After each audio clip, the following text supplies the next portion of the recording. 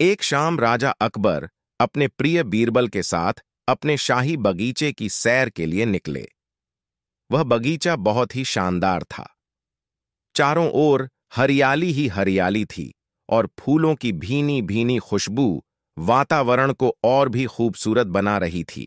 ऐसे में राजा को जाने क्या सूझा कि उन्होंने बीरबल से कहा, बीरबल, हमारा मन है कि इस हरे भरे बगीचे में हम हरे घोड़े में बैठकर घूमें।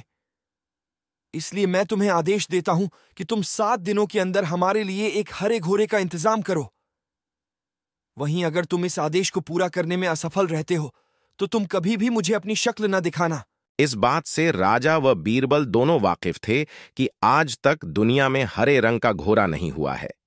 फिर भी राजा चाहते थे कि बीरबल किसी बात में अपनी हार स्वीकार करें। इसी कारण उन्होंने बीरबल को ऐसा आदेश दिया। मगर बीरबल भी बहुत चालाक थे। वो भली भांति जानते थे कि राजा उनसे क्या चाहते हैं। इसलिए वो भी घोड़ा ढूंढने का बहाना बनाकर 7 दिनों तक इधर उधर घूमते रहे।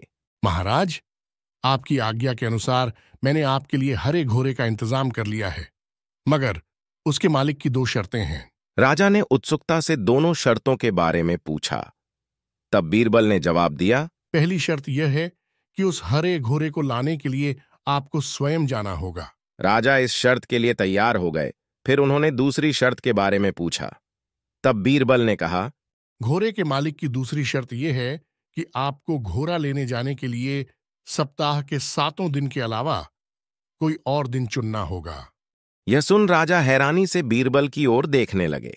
तब बीरबल ने बद्धी सहजता से जवाब दिया, महाराज, घोड़े का मालिक कहता है कि हरे रंग के खास घोड़े को लाने के लिए उसकी यह खास शर्तें तो माननी ही होंगी। राजा अकबर बीरबल की यह चतुराई भरी बात सुनकर खुश हो गए और मान गए कि बीरबल से उसकी हार मनवाना वाकई में बहुत मुश्किल काम है। यह कहानी हमें यह सिखाती है कि सही सूझबूझ और समझदारी के साथ नामुमकिन लगने वाले काम को भी आसानी से किया जा सकता है।